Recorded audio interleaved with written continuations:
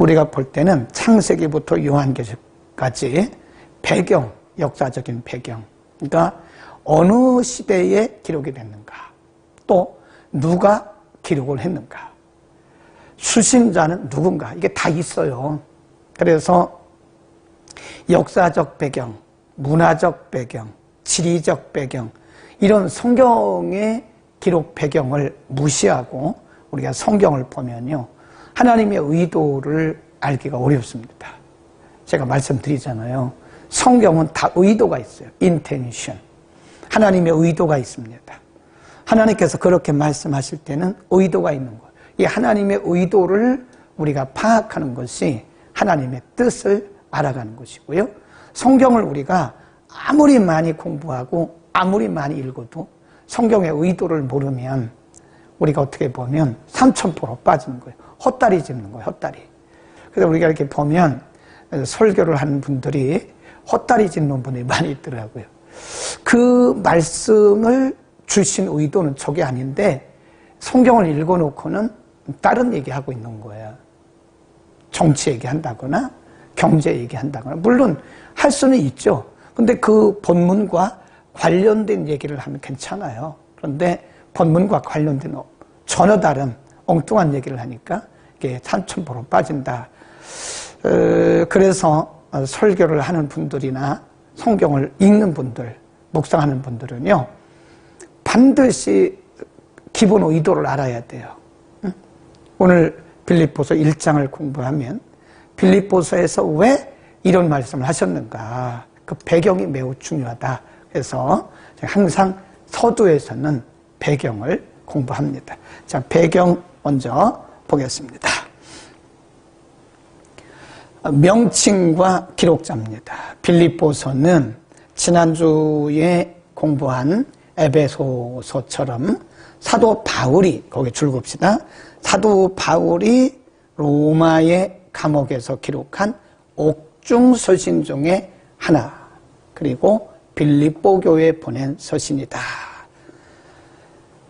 빌립보 교회는 사도 바울의 두 번째 전도 여행 중에 세워진 교회로, 거기 줄봅시다. 이방 여인 루디아의 집에서 처음으로 시작이 됐다. 유럽 최초의 교회입니다. 유럽 최초로 세워진 교회가 바로 빌립보 교회입니다. 빌립보 교회는 수가 적죠. 많지는 않죠. 그러나 헌금에 열성적이었습니다. 아름다운 섬김으로서 다른 교회들의 샘플이 되었다. 굉장히 중요한 말씀이죠. 교회가 크다고 해서 큰 일을 하는 것은 아닙니다. 교회가 작다고 해서 못하는 것도 아니에요. 이 빌립보 교회는 유럽에 처음 세워진 교회예요. 수도 많지 않아요. 그런데 이 교회가 사도 바울이 로마의 감옥에 갇혔을 때 끝까지 헌금해 준 교회, 그리고 돌아봤던 교회입니다. 이 교회는 루디아의 집에서부터 시작된 가정교회입니다. 그러니까 수가 얼마 안 되죠. 그런데도 불구하고 이 빌립보 교회는 아름다운 섬김이 있던 교회였다. 그러니까 교회는 크고 작고가 중요한 게 아니에요. 이 복음의 확신을 가지고 열정이 있는가, 복음을 사랑하는가, 영혼을 사랑하는가, 이게 중요하다. 그 말씀을 드리는 겁니다. 또한 빌립보 교회는 사도 바울과 그의 사역에 대해서 많은 관심과 애착을 가지고 있었고 열성적으로 헌신한 교회입니다. 거기 또 보세요. 어렵고 가난하였음에도 불구하고 여러 번에 걸쳐서 사도 바울을 위한 헌금을 했고 사도 바울이 감당할 여러 가지 핍박들도 같이 감당했다. 그러니까 이 빌립보 교회는 참 아름다운 교회예요. 아름다운 섬김이 있는 교회다. 작고 수도 많지 않지만 끝까지 그 어려운 중에서도 복음 사역에 동참을 했다. 그런 얘기죠. 그 다음 연대, 빌립보서가 기록된 연대의 배경, 목적, 빌립보서도 에베소서와 마찬가지로 사도 바울이 로마에 있을 때 기록했다. 그러니까 추후 61년에서 63년 사이로 보시면 된다. 그런 거고요. 또 사도 바울에 의해서 특별한 관심과 사랑을 가지고 있던 빌립보 교회는 사도 바울이 감옥에 갇혔다는 소식을 듣고 위로하고 시중 돌기 위해서 누구를 보냈냐면 에바브로디도라는 사람을 보내요. 근데 에바브로디도가 그곳에서 헌금을 가지고 갔다가 거기서 병이 들죠. 예, 로마에 온 지 얼마 안 돼가지고 병이 듭니다. 그래서 이 소식을 들은 빌립보 교회 성도들이 근심을 합니다.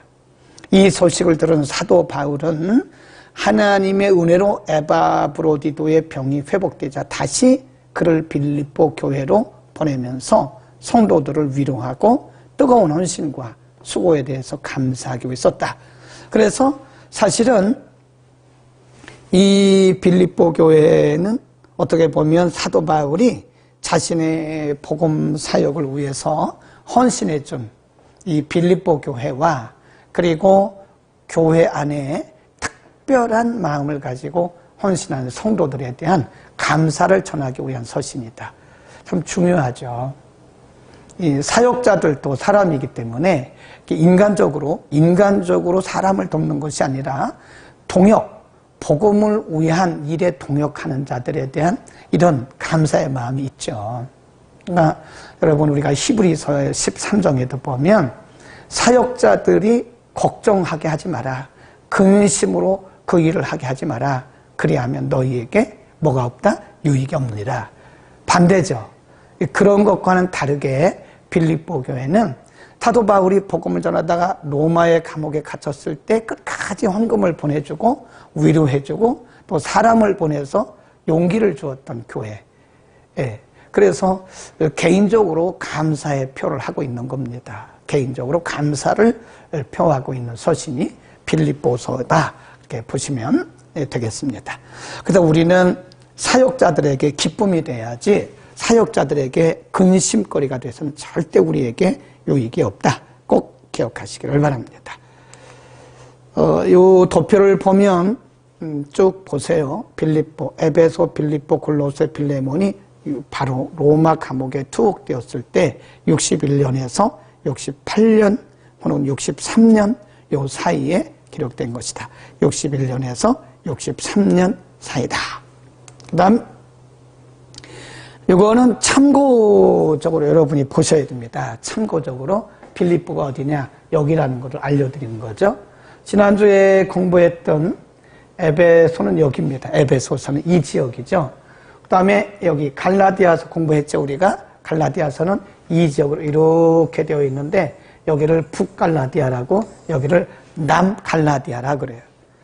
에베소서는 이 지역에 보낸 서신이고 빌립보서는 유럽의 첫 번째 교회인 빌립보에 있는 교회에 보낸 서신이다. 지도로 한번 우리가 머릿속에 좀 스캔을 해 놓으시죠. 그래서 나중에 빌립보서 볼 때는 빌립보서는 여기구나 라는 것을 알아두는 것도 매우 도움이 되겠다. 예, 그 다음 넘어갑니다. 빌립보서에 여러 가지 특징이 있는데요. 빌립보서의 특징 4가지 정도를 제가 적어봤어요. 빌립보서는 사도 바울의 여러 서신 중에서 가장 뭐라 그랬어요? 아까 개인적인 서신이라 그랬죠. 빌립보 교회 성도들에 대한 사랑과 감사가 들어있는 것이다. 개인적인 간증과 감사의 표현들이 많다. 2번째, 예수님의 자기를 비우시고 인간을 구원하기 위해서 오신, 거기 줄봅시다. 성육신을 통해서 하나님의 구체적 사랑의 표현과 성도들이 얼마나 어떻게 낮아져야 하는가 겸손에 대해서 가르치는 말씀이다. 특징이 있다. 3.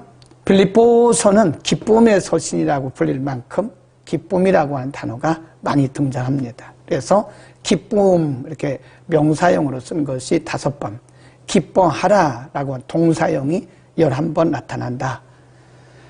그것은 사도 바울이 감옥에서조차도 감사하면서 성도들에게 범사에 항상 감사라고 가르친 것이다. 4. 빌립보서에는 in Christ, en Christos라고 그러는데 그리스도 안에서 혹은 주 안에서라고 하는 이런 표현이 여러 번 반복돼요. 이것은 생명이 그리스도 안에 있고 그리스도께서 생명이시다. 그분은 우리의 주인이시다. 라고 하는 것을 가르치기 위한 특징. 저기 보세요. 6절. 너희 속에 착한 일을 시작하신 이가 그리스도 예수의 날까지 이루실 줄을 우리가 확신하노라 라고 말씀해요. 6절입니다. 6절. 너희 속에 착한 일을 시작하신 이가 그리스도의 예수의 날까지, 그런 일이죠. 예. 이 착하다는 말은 윤리적, 도덕적 착한 걸 얘기하는 게 아니죠. 여기서 말씀하는 착함이라고 하는 것은 아까 우리 말씀드렸잖아요. 사도 바울이 감옥에 갇히니까 이 빌립보 교회가 교인도 많지 않아요. 그리고 재정도 넉넉하지가 않아요. 근데 그럼에도 불구하고 사도 바울의 사역을 위해서, 복음 사역을 위해서 끝까지 헌금으로 후원하잖아요. 그리고 사람을 에바브로디도를 보내잖아요. 그걸 얘기하는 거예요. 복음을 위한 선한 일을 얘기하는 것이지, 여기서 착하다고 하는 것은 도덕적, 윤리적 착함을 말하는 것이 아니다. 그러니까 우리가 때로는 전혀 생각하지도 않았는데 우리 마음속에 그런 선한 마음이 들 때가 있어요. 복음을 위해서 내가 헌신해야 되겠다. 예. 옛날에 지금 천국에 있는 김희영 집사님이 이제 폐암 선고를 받았잖아요. 그리고 그때 이제 아마 보험을 들어놨었는가 봐요. 근데 그 보험을, 암보험을 들었는가 보죠. 근데 그 보험금을 타가지고 그걸 다 전액을 다 헌금을 했어요. 그런 거를 보면 그게 선한 일이죠. 예. 인간적으로 보면 이게 쉽지 않습니다. 사실은. 누가 그렇게 할 수가 있겠습니까? 어? 자기가 쓸 일도 있고 그거 치료비로 내야 되지 않겠습니까? 근데 그것을 다, 아마 그거를 전액을 다 헌금으로 드리는 것은 아마도 인간의 생명이 내가 낫고 안 낫고 죽고 살고는 하나님께 달렸다라고 하는 그런 믿음이 있었기 때문에 담대하게 드렸지 않은가, 그런 생각을 합니다. 그런 걸 보면 이것은 사람이 한 게 아니에요. 거기 분명히 그랬어요. 너희 속에 착한 일을 시작하신 이, 그랬어요. 너희 속에, 너희 안에, 너희 안에 선한 일을, 복음을 위해서, 하나님의 영광을 위해서, 하나님 나라 확장을 위해서 선한 일을 시작하신 이, 그랬어요. 시작하신 이. 그러니까 그런 마음이 들은 것은 내 마음이 아니라는 거죠. 일반적으로 인간은요, 누구나 다 나중심적인 생각이 다 있습니다. 누가 없겠습니까? 저에게도 있죠. 나부터 하고 싶은. 그러나 하나님께서 우리에게 선한 마음을 주실 때는요, 복음이 먼저예요. 주의 일이 먼저입니다.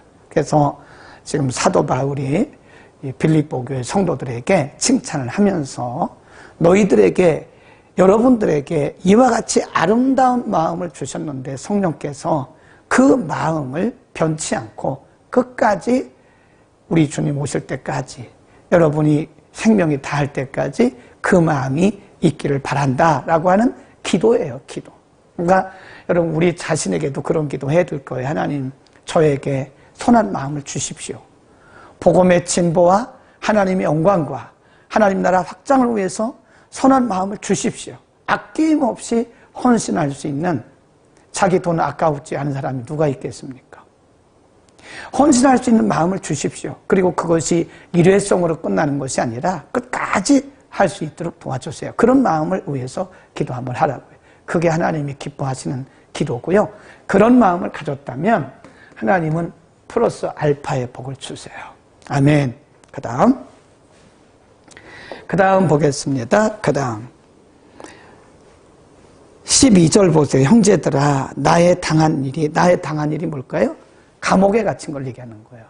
내가 지금 복음 전하다가 감옥에 갇혔는데, 사람들이 이렇게 말할 수도 있을 거예요. 사도 바울이 복음을 전하다가 감옥에 투옥이 돼요. 그러니까 어쩌면 여러 가지 판단을 할 수 있어요. 아, 사도 바울이 믿음이 식었는가? 아, 믿음이 부족해졌는가? 기도가 부족한가? 그런 생각을 할 수 있다니까요. 그런 생각을 하면 안 됩니다. 예수님도 복음 전할 때 유대인들에게 참 핍박 많이 받고 별소리를 다 들었잖아요. 귀신 들렸다고. 사도 바울도 마찬가지. 우리의 조상들이 다 그렇게 살았어요. 그렇게 복음을 전했습니다.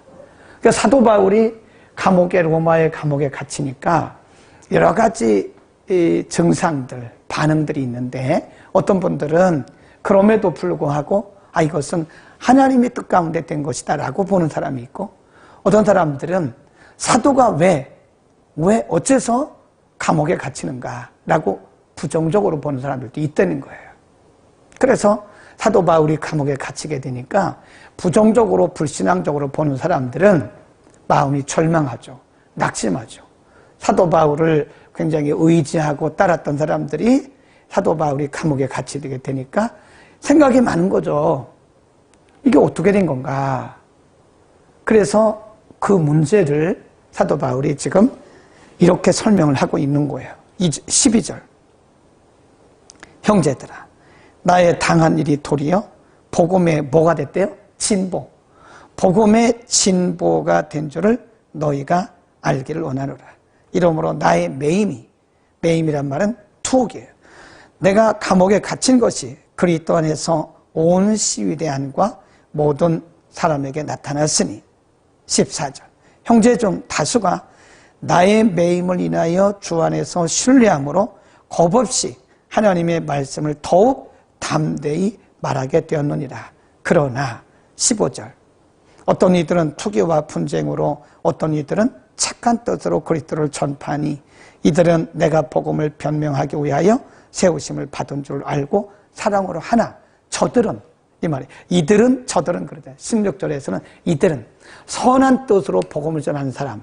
17절 저들은 반대로, 저들은 나의 매임의 괴로움을 더하게 할 줄로 생각하여 순종치 못하게 다툼으로 그리스도를 전파한다. 그게 무슨 얘기냐면 사도 바울의 감옥에 갇히니까요, 사람들의 해석이 분분한 거예요. 네. 어떤 사람들은 성경적인 해석을 하죠. 긍정적인 해석을 하죠. 그래서 사도 바울이 감옥에 갇히니까 더욱더 용기를 내서 더욱더 열심히 용기를 내서 복음을 전해요. 그런데 반대편에 있는 어떤 사람들은 반대로 사도 바울이 감옥에 갇힌 것을 부정적으로 말하는 거예요. 성도들에게. 예, 부정적으로 말하면서 복음을 전하는 거예요. 그러나 사도 바울은 이 두 가지를 다 수용을 합니다. 거기 보세요. 굉장히 멋진 믿음이죠. 17. 저들은 나의 매임의 괴로움을 더하게 할 줄로 생각하여 순전치 못하게 다툼으로 그리스도를 전파하느니라. 그러면 그랬는데, 어떤 성경에 보면 그러나 무엇이뇨? 외모로 하나 참으로 하나 무슨 방도로 하든지 전파되는 것은 그리스도니 이로써 내가 기뻐하고 또한 기뻐하리라. 그래요. 그래서 사도 바울은 이렇게 긍정적으로 나를 통해서 더 힘을 얻는 사람들이 있어서 복음을 전하는 사람들이 있고, 반대로 내가 감옥에 갇히게 되니까 교회를 어지럽히면서 오히려 나를 비난하는 사람들이 있는데, 그들도 복음을 전하니 이렇게 전하든 저렇게 전하든 그리스도의 복음이 전파되니까 나는 기쁘다. 넓은 마음이죠. 우리는 너무 흑백 논리를 가지면 안 돼요. 나를 응원해주고 내 편에 서니까 당신은 좋은 사람, 나를 방해하고 반대하고 나와 의견이 다르니까 당신은 나쁜 사람, 그러면 안 된다는 거예요. 사도 바울은 이러하든 저러하든, 이런 방도로 하든 저런 방도로 하든 복음이 전달되니까 기쁘다. 우리 기독교 안에도 보면요, 이 교단들이 많아요. 교파가 많아요. 예. 어떤 사람은 세례라고 그러고, 어떤 사람은 침례라고 그러고. 그게 무슨 지옥 가는데 정확한 기준은 아니잖아요. 침례라고 말할 수도 있는 거고, 세례라고 말할 수도 있는 거죠. 그러니까 침례라고 말하면 당신은 이단이고, 세례라고 말하면 당신은 옳고, 그렇게 말하지 말라는 거예요. 이단이 아닌 이상, 응? 이단이 아닌 이상 복음을 전하면 다 우리 편인 거예요. 아멘. 우리가 다 서로 한 형제로 자매로 봐야지, 나하고 좀 다르다고 그래서, 교단이 다르다고 그래서 당신은 나쁜 사람, 당신은 이단, 그렇게 말하면 안 된다는 거예요. 어쨌든 사도 바울의 사상은 이러하든 저러하든, 이런 방도로 하든 저런 방도로 하든 그리스도의 복음이 전가되면 나는 기뻐하고 기뻐하겠다. 아멘. 얼마나 멋있는 사도의 생각입니까? 멋있잖아요. 우리는 그런 넓은 마음을 가지고 복음을 전하자. 자, 그 다음에 더 있지만 2장으로 넘어가겠습니다. 2장에서 사도 바울이 지금 이제 강조하고 있는 것은요, 2장에서 강조하고 있는 것은 그래서 일치 그리고 겸손입니다. 어떤 사람들은 사도 바울의 투옥 사건에 대해서, 사도 바울이 전하는 복음에 대해서 이게 반대적인 거부하는 것 같은 그런 느낌을 주는 사람도 있고, 어떤 사람은 수용하는 긍정적인 느낌을 주는 사람도 있으나, 사도 바울은 말하기를 우리 서로가 하나가 되어야 된다. 그리스도의 손에서 하나다. 거기 보세요. 1. 그러므로 그리스도 안에 무슨 권면이나 사랑에 무슨 위로나 성령의 무슨 교제나 긍휼이나 자비가 있거든. 2절 보세요. 마음을 같이하여 같은 사랑을 가지고 뜻을 합하여 한 마음. 얼마나 강조하고 있어요? 마음을 같이해라. 같은 사랑을 가져라. 뜻을 합해라. 한 마음을 품어라. 얼마나 멋있어요. 네. 일치를 강조하는 거잖아요. 한 마음, 같은 뜻. 네. 그러니까 우리가 복음을 떠나지 않고 이단이 아닌 이상 방법이 조금 달라도요, 우리가 그것을 격하게 나쁘다고 말하거나 그분들에 대해서 부정적으로 볼 게 없어요. 한 마음이 한 마음. 성령이 하나게 되게 하신 것을 힘써 지키라고 그랬잖아요. 네. 성령의 뜻은 우리가 하나 되는 겁니다. 분열하는 거 좋은 게 아니에요. 절대 좋은 게 아닙니다. 한 마음, 한 사랑, 같은 뜻을 가지고 우리가 하나님을 섬겨야 됩니다. 그래서 지금 빌립보 교회 성도들이 잘하고 있는데, 그런 잘하는 중에서도 빌립보 교회 안에서도요, 약간의 분열이 생겼었어요. 균열, 분열. 왜 그럴까요? 인간들이니까. 그러면서 사도 바울이 우리가 하나 되기 위해서는 어떻게 해야 되느냐? 3절. 아무 일에든지 다툼이나 허용으로 하지 말고 오직 무슨 마음? 겸손한 마음. 겸손한 마음이 일치되는 데 있어서 중요한 역할을 한다. 겸손한 마음으로 각각 자기보다 남을 훨씬 더 높여줘라. 그러면서 예수님 말씀을 합니다. 예수님은 원래 근본이 하나님이세요. 근본 하나님. 근본 하나님이신데 이분이 인간의 몸을 입고 오셨잖아요. 사람의 몸을 입으셨어요. 사람의 몸, 죄인의 몸, 종의 몸 오셨다는 거예요. 높고 높은 보좌와 그리고 영광을 버리시고 낮고 천한 사람의 몸을 입으셨다라고 하는 것은 그것이 예수 그리스도의 겸손을 의미합니다. 예수님이 사신 일생을 보세요. 예수님이 화려한 왕궁에 사셨나요? 아니잖아요. 네, 예수님은 이런 말씀하셨어요. 공중에 새도 깃들 곳이 있다.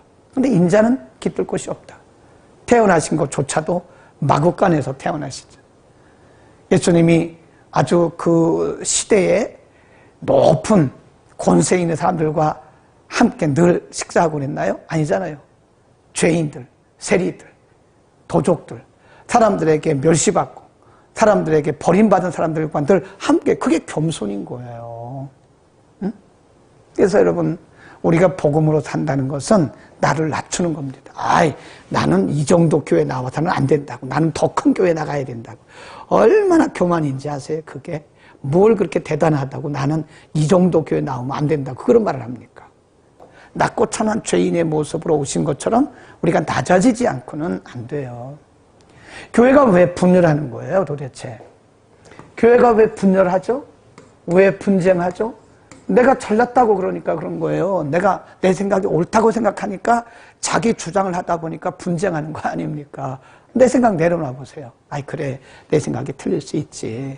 내 의견 내려놔 보세요. 아, 내 의견이 틀릴 수 있어. 라고 말하면 왜 분쟁이 생깁니까? 자기 생각이 맞다고 생각하는 거예요. 자기가 옳다고 생각하는 거예요.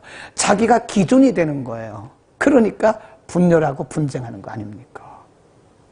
한국 교회도, 우리나라도, 우리 교회도, 가정도, 우리가 속한 공동체도 어디든 간에 내가 먼저 낮아지면 분쟁 없습니다. 자기 생각이 옳다고 생각만 하지 마세요. 내 생각이 틀릴 수 있어요. 내가 기준이 아니잖아요. 근데 왜 우리는 내가 기준이라고 생각하냐고요. 내 생각이 옳다고만 생각하냐고요. 내 생각과 다르면 왜 저 사람 잘못됐다고 말하냐고요. 잘못된 게 아니에요. 나하고 다른 거예요. 아멘. 분명히 생각하세요. 그 사람의 생각이 잘못된 게 아니라 나하고 다른 거예요. 다른 건. 아, 나하고는 다르구나. 이렇게 생각을 해야지. 아, 내 생각은 이런데 내 생각은 맞은데 저 사람은 틀렸어. 라고 생각하니까 우리가 자꾸 분쟁이 생기는 것이고 또 자기가 옳다고 생각하니까 자꾸 소리가 커지는 거예요. 하나가 안 되는 거죠. 그 다음 쭉 내려갑니다. 거기 보세요. 13절 굉장히 중요한 말씀이 하나 있는데 이 13절 말씀을 우리가 꼭 기억을 해야 됩니다. 예, 아멘 해주신 분들이 많네요. 임미숙 전도사님 아멘. 그렇죠. 우리가 분열하는 것은요, 분쟁하는 것은 내 생각이 옳다고 생각하기 때문에 그런 거예요. 내 생각 내려놓으세요. 내 생각이 틀릴 수 있어요. 예. 자, 13절 2장 13절에 보면요 매우 중요한 말씀을 하십니다.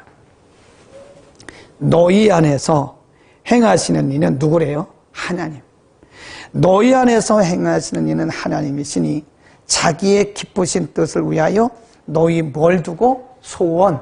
예. 너희 안에 소원을 두셨다. 이 말은 비전입니다. 비전. 꿈. 너희 안에 꿈. 소망.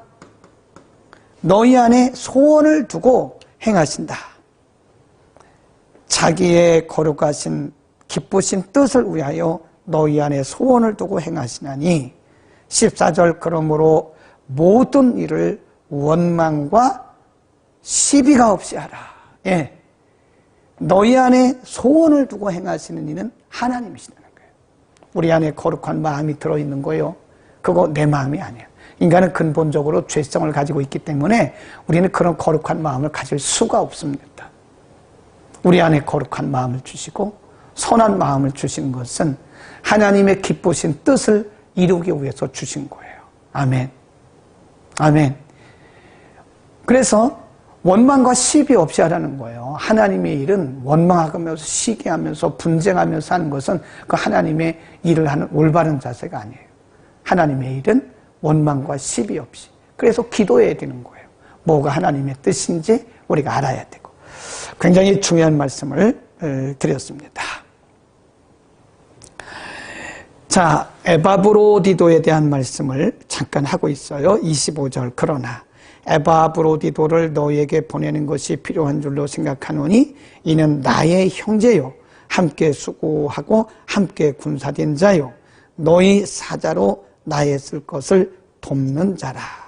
그가 너희 무리를 간절히 사모하고 자기 병든 것을 너희가 들은 줄을 알고 심히 근심한 자라. 저가 병들어 죽게 되었으나 하나님이 저를 긍휼히 여기셨고 저뿐 아니라 또 나를 긍휼히 여기사 내 근심 후에 근심을 면하게 하셨다. 에바브로디도를요. 에바브로디도에 대해서 사도 바울이 뭐라 그러냐면 평신도예요. 근데 내 형제다. 함께 군사된 동역자다. 너희의 사자다. 그런 말이에요. 여러분 우리가 평신도라도 이런 소식을 이런 말을 들을 수 있으면 이런 소문을 들을 수 있으면 제대로 된 사람 아닙니까? 네? 그 사역자가 말하기를 사도 바울이 말하기를 나의 형제다. 친형제가 아니에요. 나의 형제다. 나와 함께 군사된 동역자다. 평신도라니까요. 근데 동역자다. 그리고 또 말하기를 너희의 사자다. 사자란 말은 너희의 전령이다. 그런 얘기 아닙니까? 그러니까 우리가 신앙생활 하면서요, 우리에게 붙여지는 닉네임, 별명이 있어요. 별명. 아, 저 사람은 방해꾼이야. 누가 뭘 좀 하려고 그러면 아주 소방수 역할을 해. 누가 뭐 좀 열심히 하려고 하면 아주 부정적인 얘기하고 꼬집고 지적하고 그래서 열심히 하려는 사람들 못하게 해. 얼마나 불행한 신앙생활을 하는 겁니까? 아, 저분은 말은 없어도 정말 우리가 본받을 만해. 아, 저분을 본받아야 돼. 나의 멘토야. 나의 샘플이야. 얼마나 멋있어요. 우리가 사람들을 뭐 데려다 놓고 가르쳐야 그 선생입니까? 가르쳐야 멘토입니까? 아니잖아요. 삶을 통해서 말 한마디 안 해도 사람들이 아, 저분은 나의 멘토야 라고 말할 수 있는 거예요. 얼마나 행복합니까? 둘 중에 하나겠죠. 우리는 에바 브로디도 같은 그런 많은 사람들에게, 사역자뿐만 아니라 많은 성도들에게, 많은 사람들에게 참 멘토와 같이 기쁨을 주는 그런 사람인가? 아니면 사람들의 열심을 제재하고 열심히 있는 성도들에게 불을 끄는 그런 방해꾼 역할을 하는가? 우리는 우리 스스로가 한번 살펴볼 수 있기를 바랍니다. 3장으로 갑니다. 3장에서 매우 중요한 말씀을 해요. 3장. 사도 바울이 자기 자신의 신앙 간증과 같은 겁니다. 이런 말씀을 해요. 7절. 그러나 무엇이든지 내게 유익하던 것을 내가 그리스도를 위하여 해로 여기는 거예요. 나를 위해서가 아니에요. 그리스도를 위하여 해로 여긴다. 네. 그 앞에 1절에서 6절까지 보면 사도 바울이 대단한 분이에요. 오늘날로 말하면 그 커리어가 이력이 대단합니다. 네, 대단해요. 그런데 그가 말하기를 다 버린다. 이거 다 버린다. 그 이유가 뭐냐? 나를 위해서가 아니에요. 그리스도를 위해서. 그리스도를 위하여 이거를 다 뭘 여긴대요? 해로 여긴다. 해. 배설물로 여긴다. 네, 얼마나 멋있는 겁니까? 내게 이러한 화려한 프로필이 있는데, 이력이 있는데 이 모든 것들을 다 해로 여기는 것은 바로 그리스도를 위한 것이다. 복음을 위한 것이다 라고 그가 담대하게 얘기를 하잖아요. 여러분, 우리가 이런 믿음에 근접할 수 있기를 바랍니다. 우리 평신도가, 우리들이 어떻게 이런 믿음을 가질 수 있겠어요? 그러나 근접해 가는 거예요. 하나님, 나를 위해서가 아니라 그리스도를 위해서 제가 내려놓겠습니다. 아멘. 얼마나 멋있어요. 쭉 내려갑니다. 12절 한번 보세요. 내가, 이게 사도 바울의 신앙 자세고 간증입니다. 내가 이미 얻었다 함도 아니요 온전히 이루었다 함도 아니라 오직 내가 그리스도 예수께 잡힌 바 된 그것을 잡으려고 쫓아간다. 겸손이에요. 14절 표대를 향하여 그리스도 예수 안에서 하나님이 위에서 부르신 부름의 상을 위하여 쫓아가노라. 이게 두 가지예요. 12절 끝에 보면 쫓아간다. 14절 끝에도 보면 쫓아간다. 두 번 말하잖아요. 하나는 자기의 사명, 하나님께로부터 받은 사명을 끝까지 따라간다 그 얘기고요. 또 한 가지 쫓아간다 14절은 이 세상의 상이나 이 세상의 열심이나 이 세상의 명예나 이 세상의 칭찬이 아니라 바로 하나님이 예비하신 그 상을 쫓아간다. 너무 멋있잖아요. 네. 3장 12절 14절 오늘 너무 멋있는 말씀이 많아요. 아멘을 하세요. 네. 우리가 이 믿음대로 살아가야 돼. 아멘 안 해도 좋은데 이 믿음 본받아야 돼. 나의 사명을 끝까지 간다. 누가 무슨 얘기를 해도 나는 나를 부르심의 그 사명을 가서 나까지 간다. 멋있잖아요. 죽을 때까지 간다. 이것은 사람에게 받는 그런 상이 아니라 하나님께서 주시는 상급을 향해서 간다. 사람들이 비난을 하든 사람들이 욕을 하든 사람들이 무슨 일을 하든 무슨 얘기를 하든 상관없다. 나는 나의 상을 하나님께서 예비하신 그 상을 바라보고 간다. 아멘. 정말 멋있는 사도 바울의 신앙이다. 4장으로 갑니다. 4장 가기 전에 20절 한번 보고 갈까요? 20절에 보면 사도 바울이 이렇게 얘기해요. 오직 우리의 시민권은 하늘에 있는지라 거기로서 구원하는 자 곧 주 예수 그리스도를 기다리노니. 그래요. 시민권이 하늘에 있다. 그러니까 사도 바울이 감옥에 갇혀서 지금 이 서신을 기록한 거잖아요. 감옥에 있든지 감옥 밖에 있든지 사도 바울이 염려하거나 두려워하거나 당황하지 않을 수 있었던 것은 바로 시민권이 하늘에 있다는 거예요. 하나님 나라를 바라보러 가는 거예요. 우리 그거를 뭐라 그러냐? 천국의식, 킹덤 멘탈리티라고 그래요. 킹덤 멘탈리티. 천국의식. 하나님 나라를 바라보는 하나님 나라에 초점을 두는 거예요. 우리의 믿음의 조상들은 이 세상이 아닙니다. 이 세상은 다 나그네예요. 잠깐 거쳐가는 나그네일 뿐이지 우리가 뭐 좋은 집에 살든 좋지 않은 집에 살든 우리가 신분이 있든 없든 지위가 높든 낮든 돈이 많든 적든 그것은 잠시 거쳐가는 것 뿐이에요. 잠시. 나그네 같은 세상에 잠시 거쳐가는 거지 영원한 게 아니에요. 영원한 나라는 하나님의 나라예요. 아까 말씀드렸잖아요. 4장에 보면 사도 바울이 참 가슴 아픈 얘기를 해요. 가슴 아픈 얘기를. 이 빌립보 교회가 참 좋은 교회잖아요. 그런데 이 지구상에는요 100% 완전한 교회가 없어요. 네, 완벽한 교회가 없습니다. 빌립보 교회가 이렇게 헌신적이고 복음을 위해서 참 자기들 없는 중에서도 그렇게 후원하고 헌금하고 그랬는데 이 교회에 순도계와 거기 보세요. 2절 한번 보세요. 순도계와 유오디아라는 분들이 아마 이 교회에서는 거의 쌍벽을 이룰 만큼 열심히 했던 분 같아요. 예, 순도계, 유오디아. 근데 이분들 사이에 이게 보이지 않는 알력이 있는 거예요. 이 교회마다 다 있어요, 이게. 어느 교회든지 있습니다. 먼저 온 자, 나중된 자, 열심 내는 자. 그러니까 그냥 평범하게 믿는 사람들 중에 이게 없습니다. 근데 열심히 하다 보면 또 좋은 현상이긴 하죠, 이게. 아무런 교회 관심도 없고, 교회가 무슨 일을 하든지 관심도 없고, 그냥 왔다 갔다 하는 이런 사람보다는 그래도 이렇게 열심히 내는 사람이 좋죠. 그러니까 이 순두계와 유오디아가요, 이 빌립보 교회에 아마 기둥이 있던 것 같아요, 기둥. 굉장히 열심히 있던 분인데, 이분들 사이에 알력이 생긴 거예요. 갈등이 생긴 거예요. 그렇잖아요. 예. 보이게 보이지 않게 갈등이 있잖아요. 알력. 그걸 알력이라 그래, 알력. 인간이기 때문에 그런 거죠. 예. 이분들이 뭐 나쁜 마음에서 그랬겠어요? 더 열심히 하려고 하다 그런 거죠. 더 열심히 하려고 하다 보니까 자기도 모르는 가운데 상대방을 견제를 하는 거예요. 견제. 이 견제를 하다 보니까 보이지 않게 보이게 이 알력이 생긴 거죠. 좋은 거긴 한데, 열심으로 섬기는 것이라 좋은 거긴 한데, 이것이 남들이 볼 때는 경쟁으로 보인다.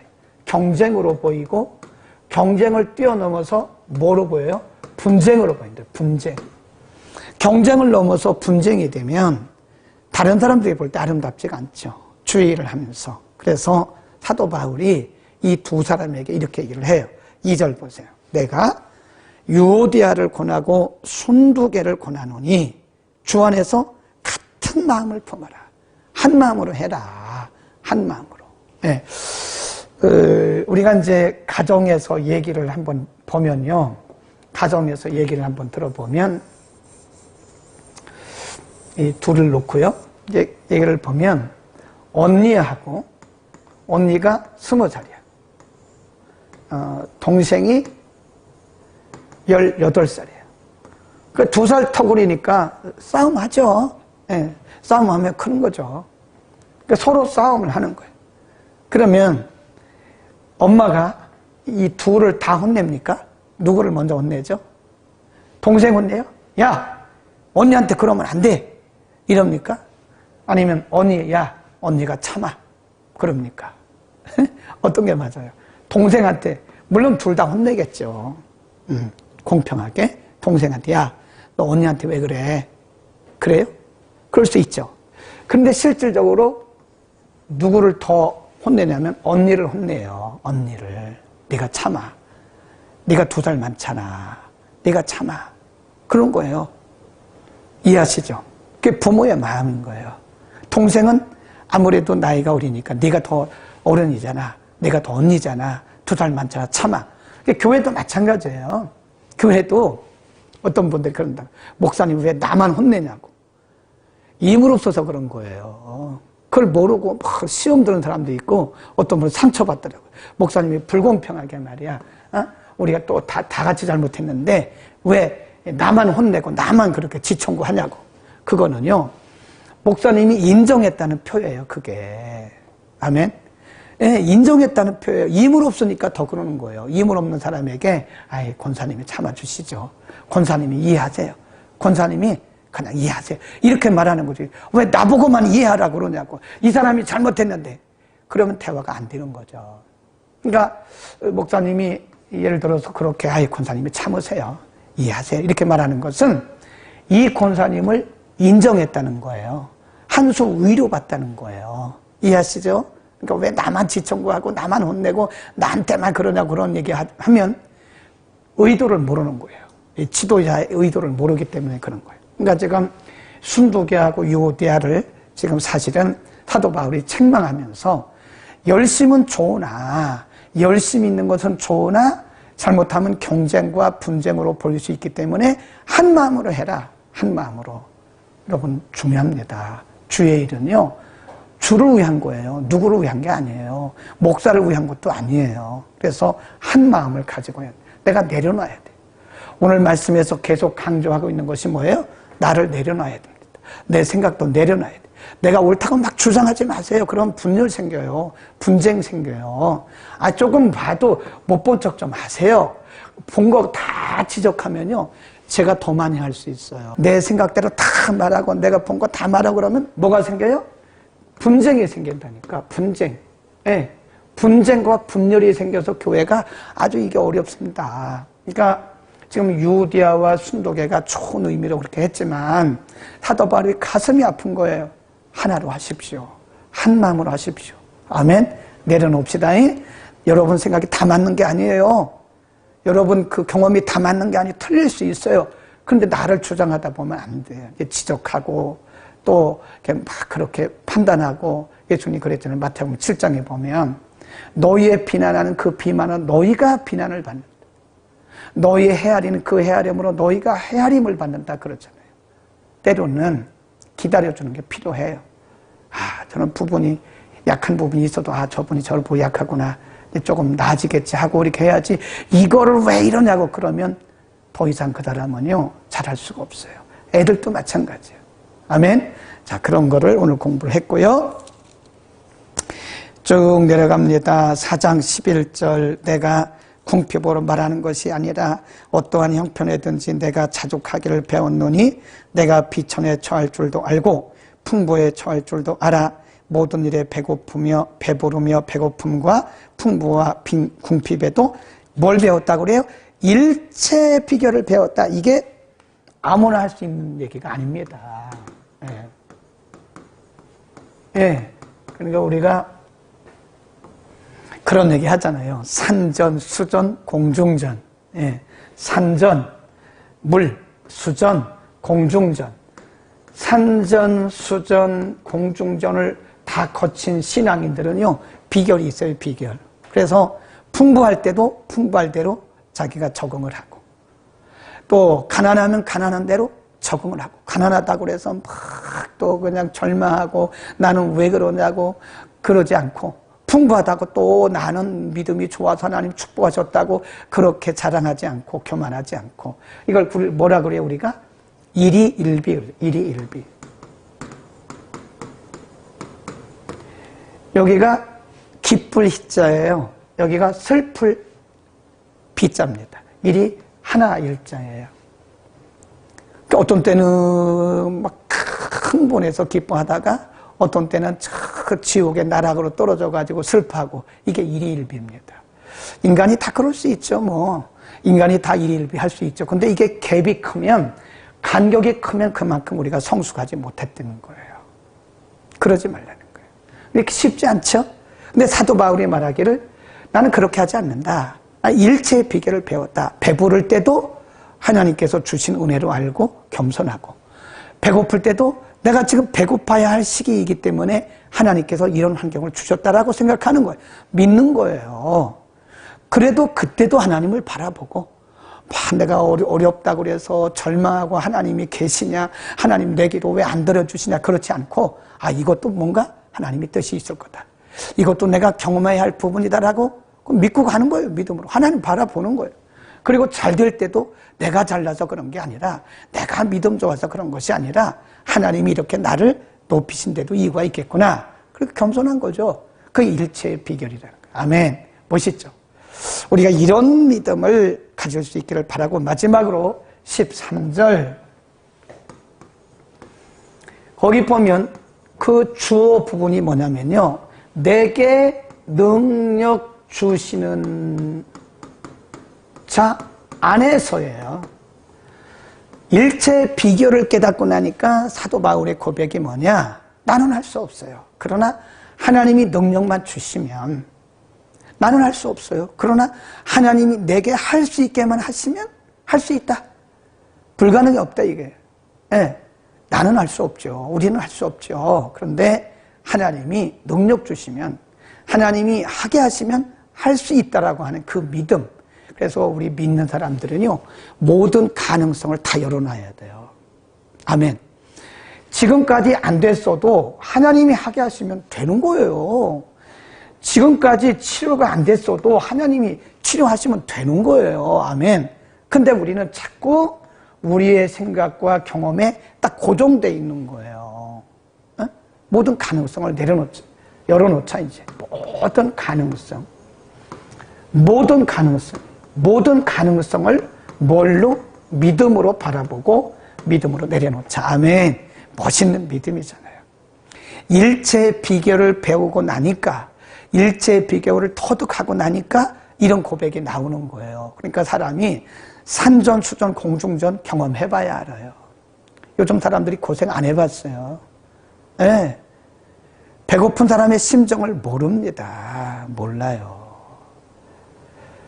산전수전 공중전을 다 경험한 사람들은 비결을 알아요. 그래서 하나님께서 이스라엘 백성들을 평탄한 평지로 인도한 게 아닙니다. 40년 동안 광야 학교야, 분지로 갔다가 그냥 강이 있는 데로, 시냇가에 있는 데 갔다가, 또 맹수들이 있는 그런 데로 갔다가, 사막으로 갔다가, 그 40년 막 지나오면서 이스라엘 백성들은 하나님의 백성으로 단련된 거예요. 네, 그게 연단이라는 겁니다. 연단. 하나님의 방법은 그겁니다. 산전수전, 공중전을 통해서 우리를 겸손하게 만들고, 하나님을 의지하게 만들고, 나는 할 수 없지만 하나님이 하시면 할 수 있다라고 하는 이런 담대한 믿음을 갖도록 하나님께서 우리를 훈련해 가신다.